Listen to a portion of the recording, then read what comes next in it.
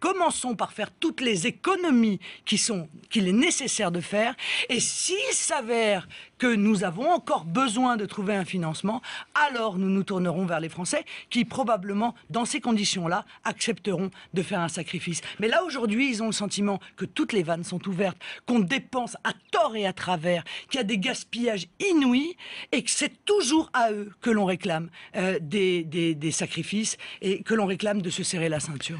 La Cour des comptes suggère de ne plus rembourser par la sécurité sociale les lunettes et les lentilles parce que les mutuelles prennent la place. Est-ce que c'est une économie nécessaire? C'est scandaleux. C'est scandaleux. On continue à verser l'aide médicale d'État, à prendre à 100% en charge la santé des clandestins qui sont des délinquants dans notre pays, et on va aller taper une fois de plus sur les Français, évidemment les plus modestes, en supprimant le remboursement des lunettes et le remboursement des lentilles. Mais est-ce que les Français se rendent compte du hold-up qui a été effectué par François Hollande et de l'immensité de la trahison de ses engagements de campagne? Est-ce l'opinion publique qui commande? Le peuple commande, oui. Il serait bon de le rappeler d'ailleurs. Il serait bon de s'en souvenir, n'est-ce pas? Le seul souverain en France, c'est le peuple. Le seul. C'est ni M. Hollande, ni Parti Socialiste, ni Nicolas Sarkozy hier, ni l'UMP, ni Front National. C'est le peuple qui décide. Voilà, lui, et normalement, lui seul.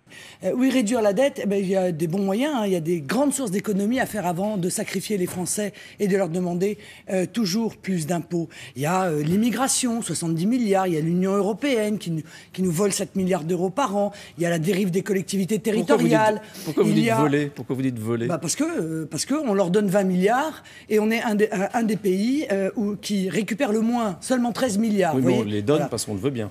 Ah bon, parce que je suis pas sûr que les Français veuillent bien, on leur demande pas leur avis, et en général quand ils disent non, l'UMP et le PS main dans la main finissent par dire oui à la place du peuple français.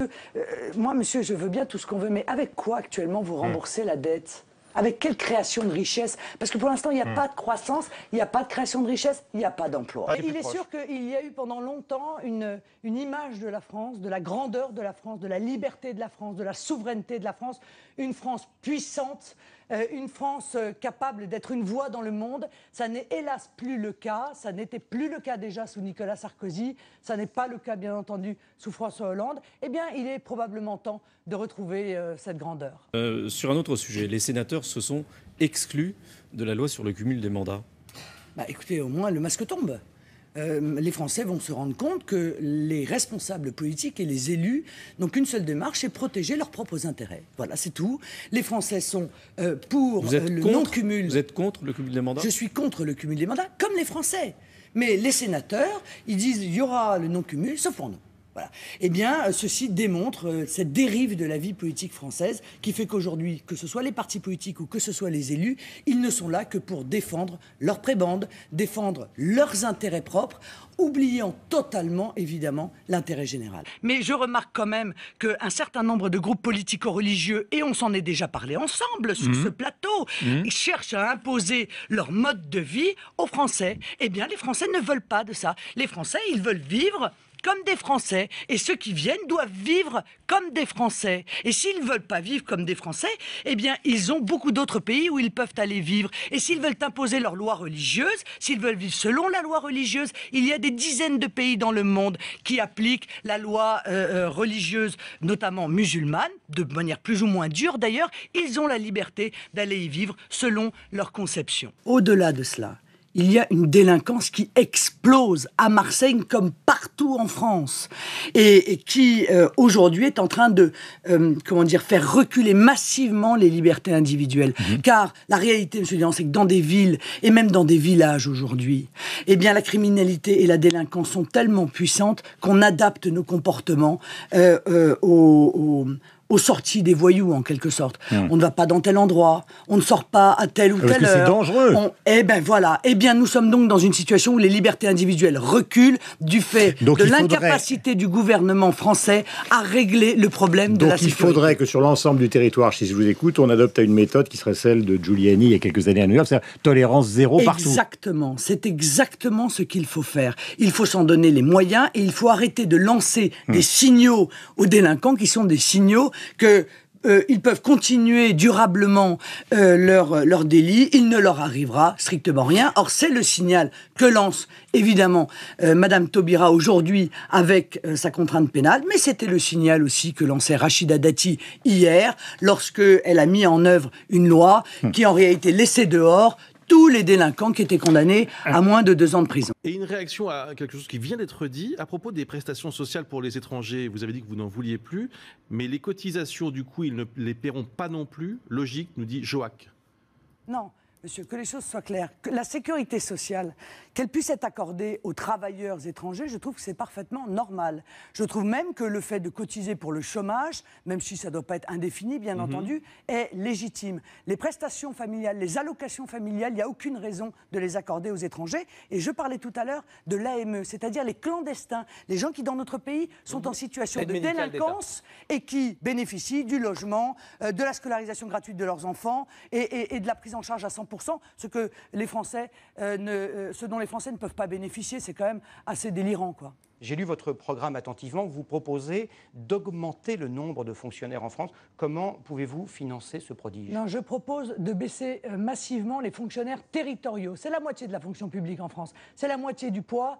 Or, je crois qu'il faut plus de policiers, plus de juges, plus probablement de médecins et d'infirmières, qu'il faut en revanche évidemment moins de fonctionnaires territoriaux, car il y a dans les collectivités territoriales une gabegie et un gaspillage absolument inouï.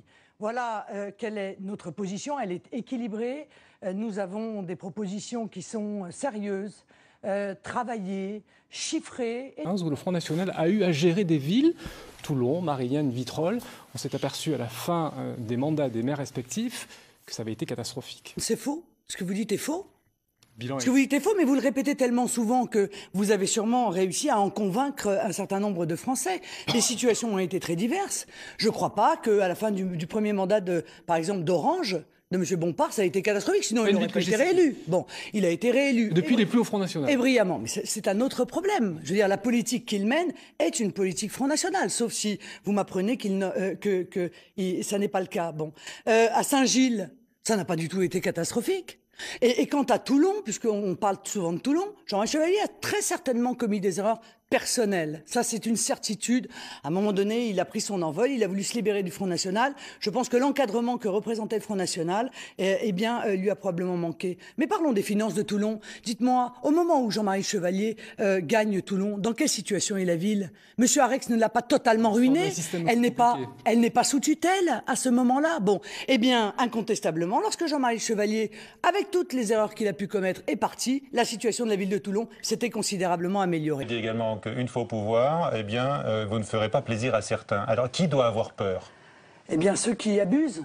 Voilà, ceux qui abusent du système, ceux qui ne respectent pas la loi, ceux qui violent nos valeurs, ceux qui veulent imposer leur mode de vie aux Français, ceux qui fraudent et qui mettent en danger notre modèle social, ceux qui se comportent comme des rapaces, comme c'est le cas par exemple pour la grande finance et pour la banque. Oui, à cela, effectivement, je l'annonce, je ne le ferai probablement pas plaisir. Je suis clairement contre l'ultralibéralisme, oui. Clairement. Je suis pour une économie de marché. Je pense que c'est le meilleur fonctionnement. Mais je pense que l'État a son rôle à jouer. Et l'État doit marquer les règles du jeu. Il n'y a pas un jeu où il n'y a pas de règles. Prédominance de l'État. L'ultralibéralisme, c'est un jeu sans règles. Bon. Or, je n'accepte pas ça. Je veux un État souverain. Je veux un État stratège. Je veux un État qui empêche les abus, qui empêche les dérives, mais qui laisse l'économie de marché fonctionner en imposant, si vous voulez, les règles d'une concurrence libre qui n'existe pas aujourd'hui, parce qu'aujourd'hui, c'est la loi de la jungle.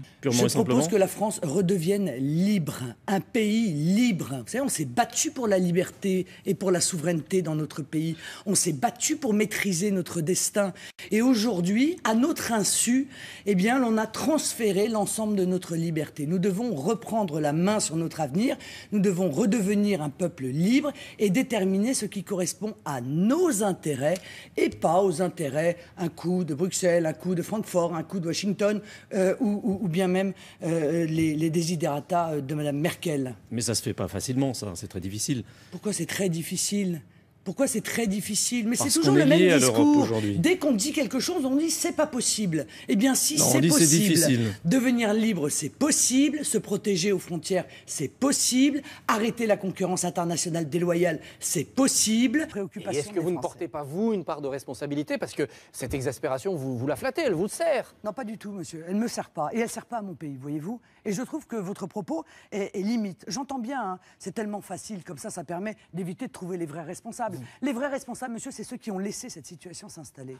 C'est ceux qui ont laissé les Français seuls face à la délinquance, se faire piller par le bas par les délinquants et piller par le haut par le gouvernement. Voilà, c'est ça qui entraîne l'exaspération et rien d'autre que cela. Vous soutenez le régime d'Assad? Mais pas du tout, monsieur. Pas du tout. Moi, je n'ai pas d'amitié pour M. Bachar el-Assad. Je ne l'ai pas reçu le 14 juillet 2008 aux grandes cérémonies. C'est Nicolas Sarkozy qui l'a reçu. Je ne l'ai pas reçu comme M. Jospin l'a reçu, accompagné d'ailleurs sur le tarmac par M. Mélenchon. Je n'ai aucun lien avec Bachar el-Assad. Ce que je sais, c'est qu'il s'agit là d'une poudrière et que ce qu'on nous dit n'est pas la réalité de ce qui se passe en Syrie. Ce que je vois, c'est les conséquences sur mon pays et sur la sécurité des Français. Personne ne s'interroge pour savoir pourquoi nous sommes les seuls. Pourquoi l'Allemagne, vous croyez que l'Allemagne est amie avec Bachar el-Assad? L'Italie, l'Espagne? Pourquoi aucun pays européen ne veut y mettre le doigt?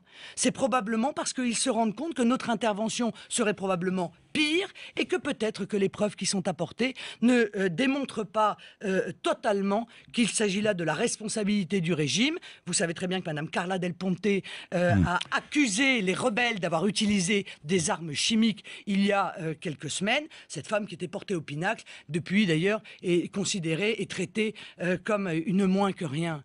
Pourquoi? Parce que ça ne correspond pas à la version qu'on veut nous faire admettre.